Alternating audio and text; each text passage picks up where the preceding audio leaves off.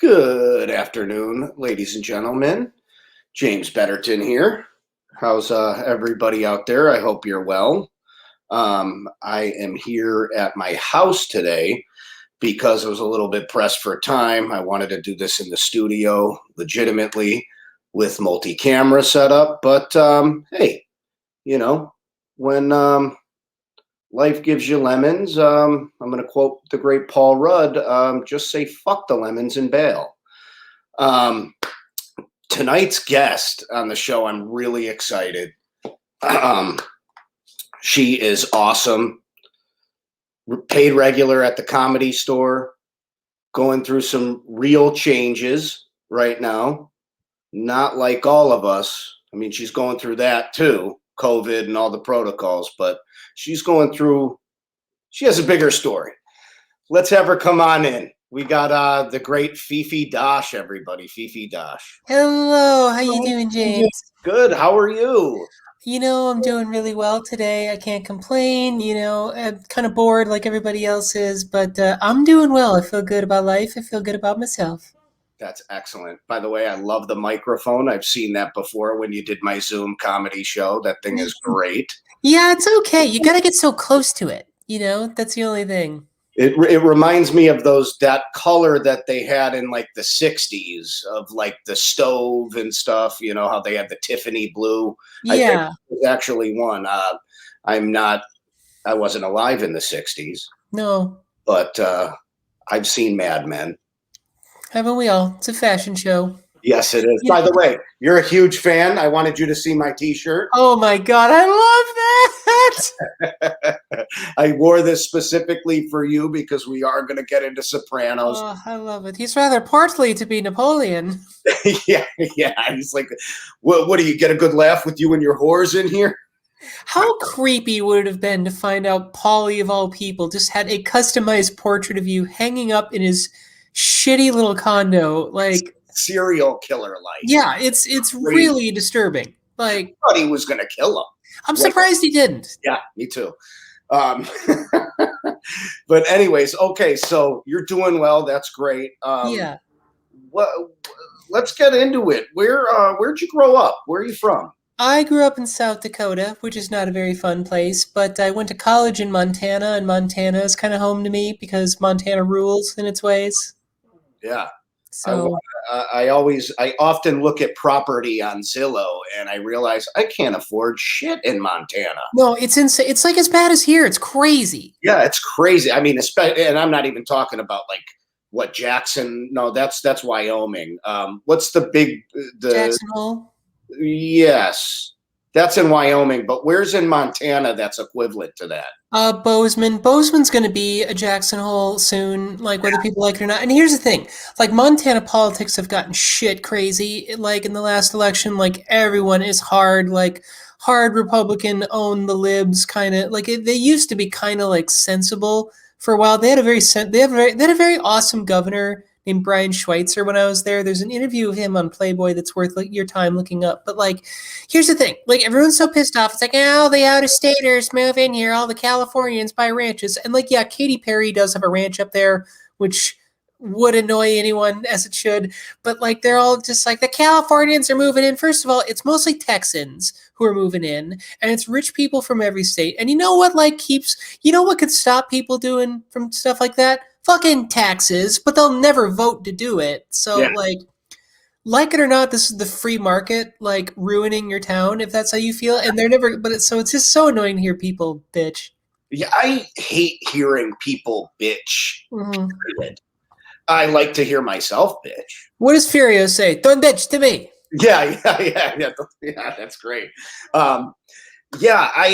People just annoy me, and every election year I get a little more annoyed. Yeah. I think that's the norm. I mean, we're not even going to get into that shit. I don't want to ever talk about politics on this show. Now you're from the East Coast, right? Yeah, yes. I was born in Long Island, New York, and raised in Rochester, New York. I spent a little bit of time in upstate New York. The nerve of you guys to ever make fun of rednecks. Like, I am white trash. I accept that. Well, where I lived, it wasn't quite like Albany or like Elmira or like Utica Yeah. or anything like that. It was a little bit more city-ish. Mm-hmm. I lived like right by the Lake Ontario, the bay there. Yeah. It was really nice, but I moved here right before my senior year of high school.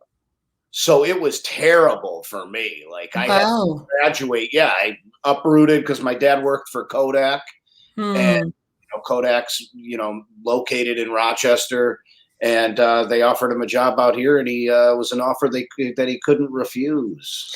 I have a theory that Italians just can't adjust to the West Coast. Like, Well, my dad's Irish. My mom's oh, okay, well there it is. I mom's don't know. Every Italian I know just feels like woefully out of place. Like I'm in the sunshine, and like I've never. Yeah. Now I Yeah, feel way out of place when I go back there I because bet. I have uncles that are like, yeah, you know this person? I saw him in a movie. Why don't they put you in a movie? You're Yeah. a good looking kid. I'm Why don't 40. you call up David Letterman and get on Yeah. his show? Yeah. And let me start writing for the roasts while I'm at it too. Yeah. But anyway, Well, that so could happen if you wanted to.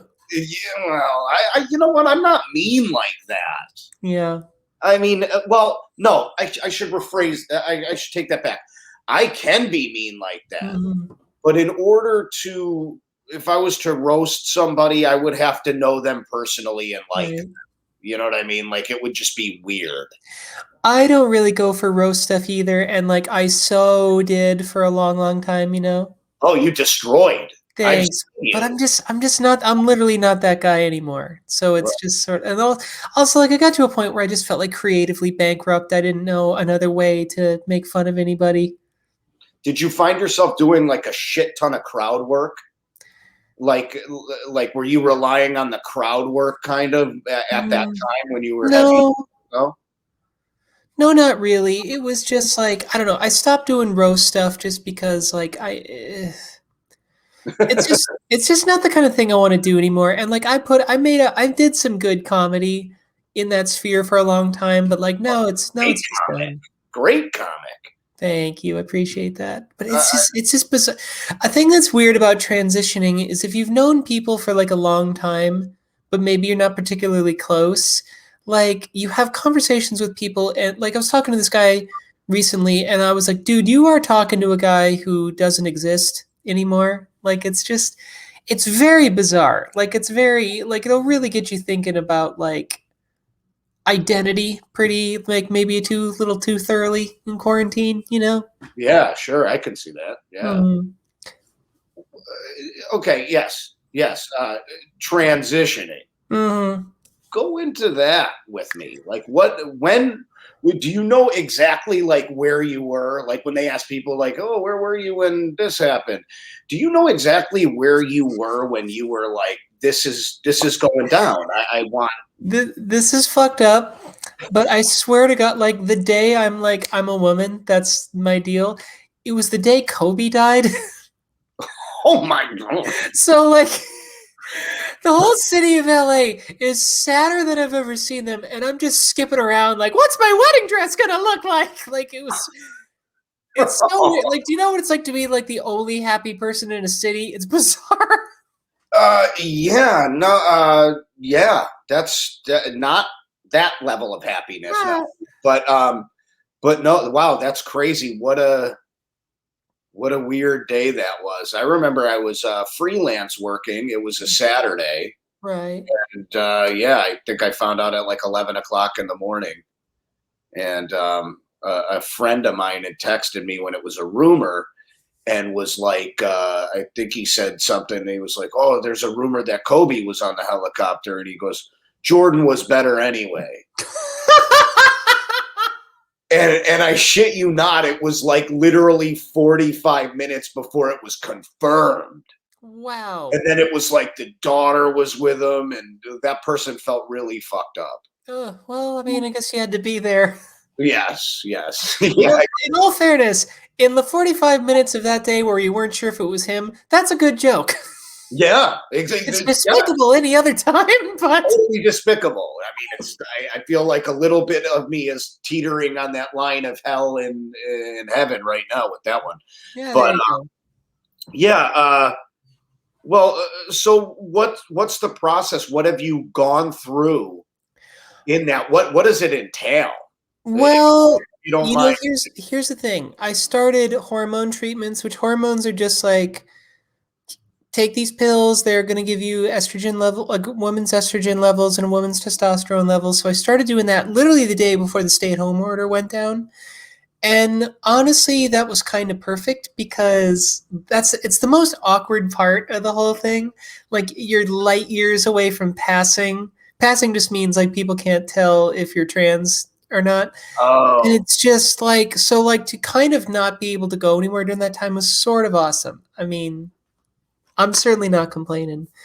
And well, it's just been weird and like I've totally like pivoted my whole career because of it and not really doing stand up anymore and it's just been a whole thing, man. It's been like it's weird for a while like you kind of feel like you're living so, like you've built it's like you've built someone else's life around you and you're like being like okay what's me or what's just some bullshit defense mechanism I got comfortable with. It's like okay well this is legit me, this isn't. And it's just it's weird. And I yeah. tell you it's getting to a point where it's like I mean everybody wants to get out of the house. I really want to get out of the house because I've been like figuratively locked in the house for 30 odd years and it's like it I was telling a friend the other day, like, I want to go to Vegas. I want to go to Vegas too. Yeah, Shit, I was talking about wanting to go to Hawaii before all this happened, with my wife, and yeah. did not want to take the kids, but I mean, they probably would have went fully under protest. Hmm. My kids, I love them, but man, they are a handful. How And old are they? 7 and 5. Okay. It's two boys. Hmm. So they're great kids, but I wanted to go to Hawaii, and now it's like with this quarantine thing, it's like when things get a little better, man, I just want to go to Vegas, Yeah, I and I've hear been to you. Vegas a million times. I don't know Hmm. why. I just want to go to really good restaurants, and I want to gamble. Yeah, I feel you. I don't know if you gamble. I'm, I'm gonna start. I'm gonna do something. So yeah, what are the plans? So are you retired from stand up, or will you? Never say. I'm not saying never, but like, just like if stand up were completely like, I'm not doing shows right now. I could get on stage if I really wanted to. If things were back to normal, I would not be doing stand up right now. Cuz the thing is like I pivoted to doing stuff on TikTok and like the I've been active on TikTok for like 3 months. I mean, I'd say probably like I was figuring it out this morning. Like I would say maybe in 3 months more people have liked more people have liked material I've put out than in 10 years of stand up by a factor of about, I don't know, 25 times. So it's just like, Wow. yeah. And it's like, I'm not up till 1 a.m. I'm not, I don't know, man. I just don't dig stand up anymore. Like, it It's felt because really, you're good at it. It's well, because you're good at it. well, thank you. You're very sweet to say. Yeah, you know what I mean? Because I had 2 years in, almost exactly, like 2 years and 2 months, Hmm. and then COVID hit. That's a bummer. I'm sorry to hear And I that. wasn't, I wasn't good then, but I was better Hmm. when I started. Yeah. I've talked to, you know, um, well, yourself and several other professional comedians who I'm fans of, and I have Mhm. friends with. Um, they say it took them like you sucked for like 8 years, and I'm like, I don't have that kind of time. But then I started thinking, for me with the kids and stuff, and like you said, the 1 a.m. thing, it's a bitch. So it's Yeah. like I gotta try to get on earlier, and when you're really chasing that dream, you got to put in that work, and it's like maybe I sit there and go, I'm not willing to work that hard. Well, that whole grind yourself into a nub mentality, I mean, not I'm certainly not an expert, but I don't think it's very fruitful. I think it's like the illusion of control. So, I Sure. would say if you can, to keep your sanity, if you're only getting up a couple times a week, I wouldn't worry about it. Yeah. Yeah. But yeah, so I have not been on stage since I think my last show was March like 8th. or something like Wow. that. You know what I mean? So I haven't done anything, but yeah, what you said though on TikTok, very impressive. I Thank you. up on there because I've seen your videos when you post them to Facebook. I have Mhm. a TikTok account, but I'm a horrible dancer, and I'm Mm. always, like impressed by people's creativity. It's like Twitter. Yeah. People who are really good at Twitter, you can tell. Yep. And it's witty and it's fun stuff. One of my favorite people, that I follow. Well, I more follow them on Instagram is Rob Hugh Bell. Hmm. Uh, Very funny comedian, improv actor. Um, some of the greatest stuff you'll read. Well, But that's cool. you have almost 180,000 followers on TikTok. Yeah, in 3 months. Can I So borrow some? Can we do like a video? Can I latch onto your success? hon, like I mean, all you got though, thank you. All you gotta do, like, just start making videos. Like, people are very bewildered by TikTok. They think it's like more complicated. It has all this like, oh, it's for this kids. It's the weird foreign one, or it's like you're not gonna understand if you're not 25. People like it's so like the analytics and like how to succeed on every other social media platform. The rules are so obtuse, and no one really knows what they're talking about. But TikTok is just simple. If you make good videos, like they get seen by a lot of people. Yeah. So like you can get. Do you know Nathan Hurd? Why does a name sound familiar? I hate to identify him by this, but he's the albino comedian. Yes, yes, Yeah. yes, I do. He's Yes. been on it a couple years. He has like 900,000 followers That's on it. crazy. And you would think anybody who has that many followers on any social media, I would have been like, oh, yep, that's Yeah. that guy. But I knew that what you mean when you said the albino comedian because I've seen some of his stuff when you Yeah. scroll on that freaking TikTok. Hmm. The thing And is, it's like you can like that's a huge asset. 900,000 people. Like you can make some shit happen with that. well, no shit. I mean, even if you got a quarter of those followers to go to be your legit fan of your Yeah. stand-up, I mean, you're there. Hmm. At that point, you're monetizing content and killing it. Yeah. You know? That's the plan for me right now is how do I flip these TikTok followers onto Patreon? Yeah. And I was doing the math this morning. I need a very, very, very, very small percentage of them to get on my Patreon to make it very profitable. So Yeah. Well, they should try to come up with some sort of pace payment for people on TikTok. they do. They have it. Oh, They'll do pay they? you. Hmm. Oh, nice. That's good. Hmm. Yeah.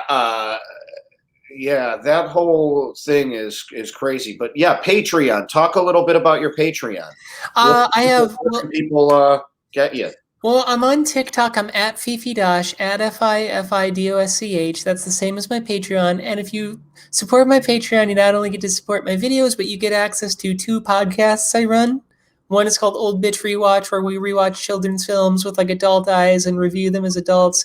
The other one's called Vegetarius. It's where I get super obsessed with like someone's weird hobby, and I ask them and interview them all about it. So like, if you're a fan of my short form content, you can get onto my long form content behind the Patreon. But you know what I've noticed? Like, way more people are on the Patreon just to support me than are watching the content behind it. So I don't know what's going on with that. Like, I'm gonna keep doing it, but I like it may not be necessary, and I'm just figuring it all out right now. And the thing of it is like when I was doing stand up, just like like never sleeping and like trying so hard to get a gig where I know it's just going to be just 6 shows of sucking ass and it's going to be a miserable weekend and like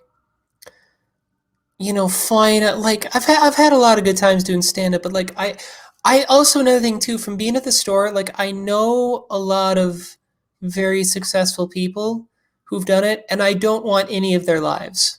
Like, Right. you Right. know, I don't want to fly out to Texas for $1,500 to like maybe have a crowd get me, you know? Yeah. Yeah. Yeah. That's a good point. Texas is booming with it again. Mm-hmm. Now I'm like, holy shit, man! If there's a big spread of this freaking COVID shit, Yeah. they're fucked. And I And I hope tell you what, they're gonna absolutely hate all the California, like all of us LA comedians who've like looked down on literally anywhere else. Like if you're not here, you're not doing it. Now we're gonna come in and go, hey, stage time, please. Like I wonder how fucking well that's gonna work out. I was gonna go paint my own name on the Comedy Store wall and be like, "I did it, Mom." There you go. Yeah, no, it's crazy how many people have moved to Texas, or at least are working in Texas. Doing, I mean, Joe Mhm. Rogan. It's like he brought the whole store there. Yeah, I wouldn't want to pay taxes on that $100 million deal he got either. Jesus, could you imagine? Holy mackerel! I'd have a Ferrari tomorrow. I mean, what would you even do? I mean, for real. Like, I'd have a Ferrari tomorrow. yeah, but like then what? That's, I point don't oh know. I'd buy oh a oh oh big two house. percent What's I'd buy that? a big house, There you go. Yeah, and then but I then what? and then I'd grow old and wear a sleeping cap You'd and ra- walk the you halls with a candle like you Geppetto. just be just and There Will Be Blood where he's just sitting in his chair and he's just shooting a shotgun down the halls. I should have been a better dad. There you go. Now I got this house. That's great. Yeah. Uh, when was the last time you were on stage? Probably like a couple days before the shutdown and probably went up in the original room. Yeah. Yeah. And now, talk a little bit about the store. I love the store. I mean, I love it. I performed 3 times in that place, Hmm. and all of my sets actually went really well. But it was all in the belly room, and Yeah. I always wanted to perform in the OR room. Well, But here's what I'll say about the store. Yeah, the OR room is like the greatest room. I've never felt so free. Well, no, that's not true. But I've never felt as free performing stand up than I have in the original room.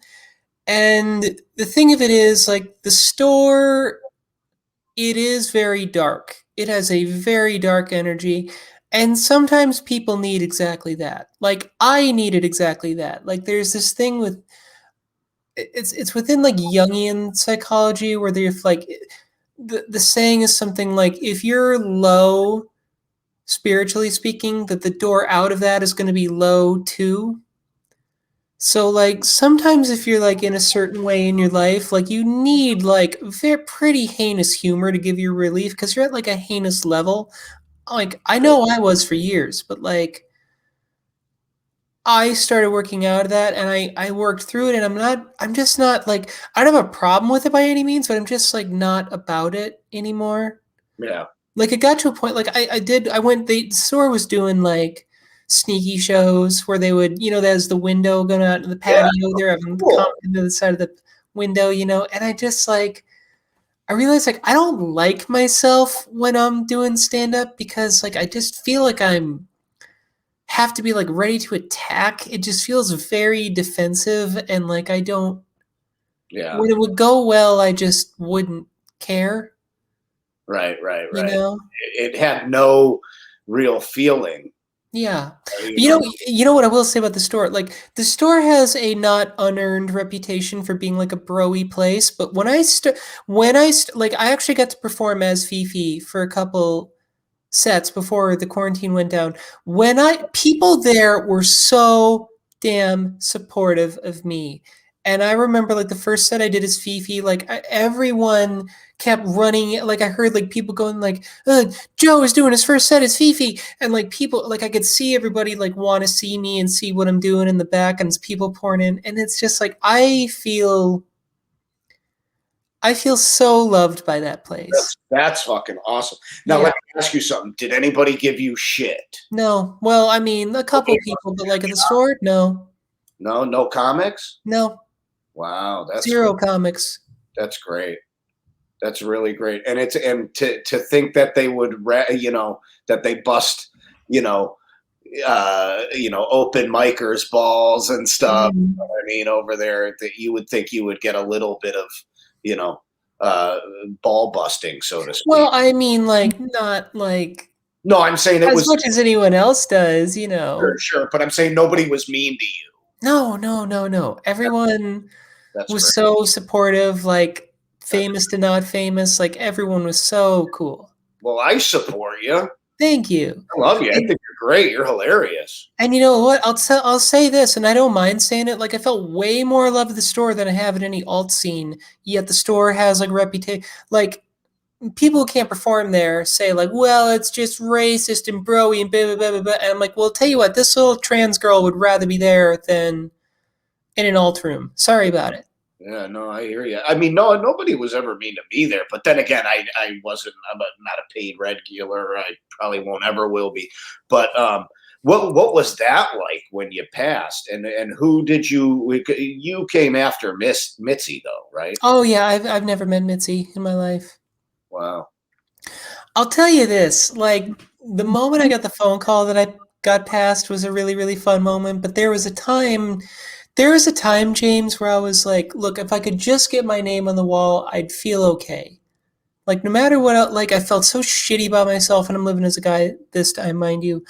Like I felt so shitty about myself, but I thought if I can just get my name on the wall, the rest will kind of be gravy. Like I'll feel legit.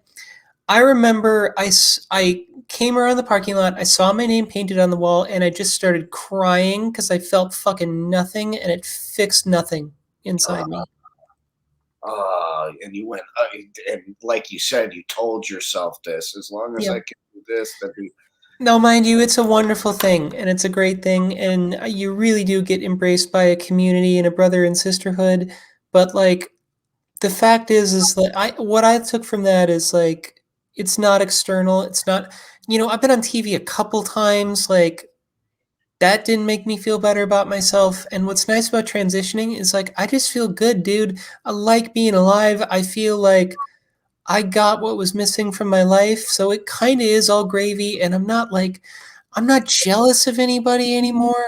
I'm not like, I don't have to try to be like happy for people when they get stuff, or I'm not like, oh my God, I don't hear about someone succeeding and think like I'm a failure. Like, I just don't care. I just don't care anymore, dude. It's a rad thing to be.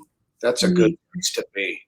Thanks. That's a real good place to be, and I'm glad to Yeah. hear that because I'm sure there's a lot of human beings that are going through what you're going through Mm.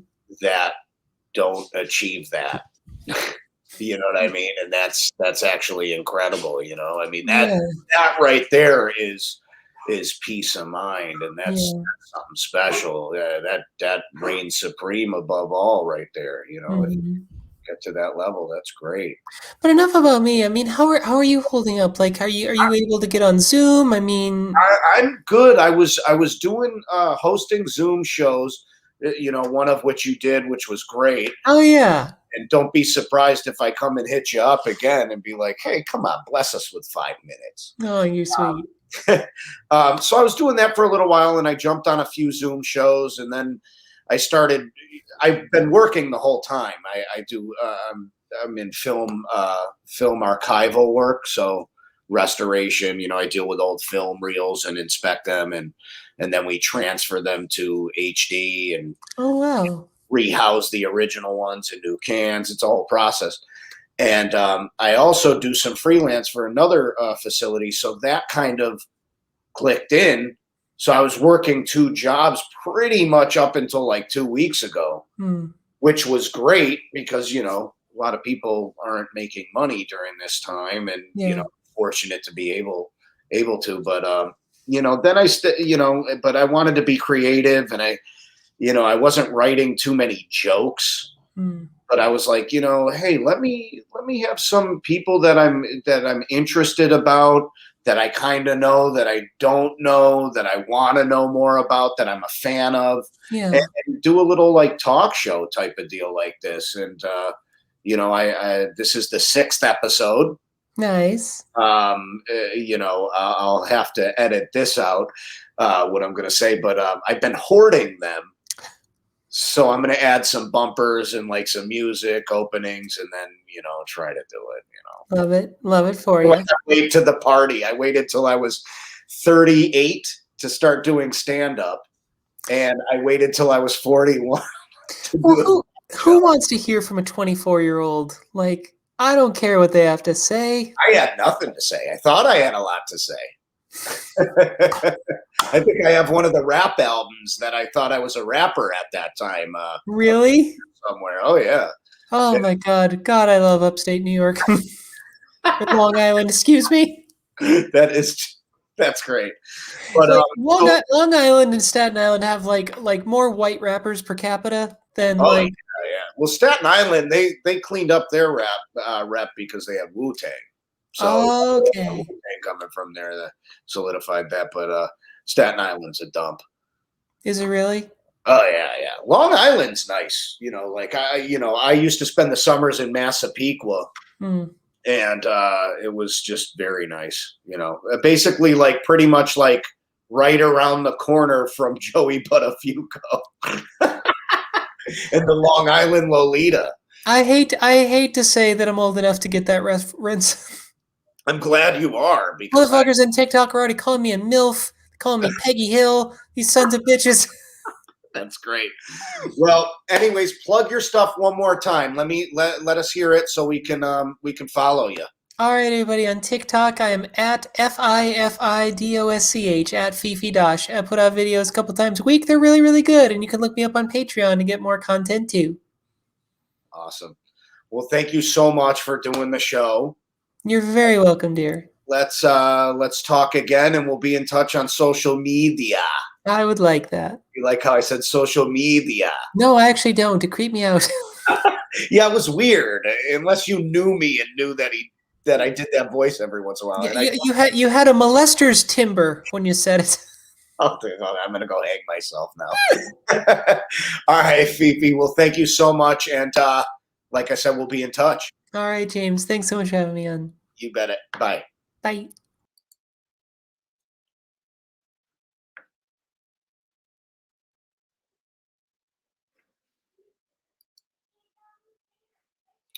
All right, everybody. That was my guest, Fifi Dosch. Totally awesome, right? Make sure you go follow her on Patreon, TikTok, Instagram at Fifi Dosch. Hopefully, I got that plug right. Either way, you'll find her. If you're good at something, people will find you. I know that's what I have been told. I'm good at a few things, but nobody's found me. I feel like I guess I peaked when I married my wife because she's out of my league. So some people peak in high school, some people peak with inventing an app. I peaked when I got married. I'll leave that thought with you guys. It's kind of sad and pathetic. But anyways, peace and love, peace and love.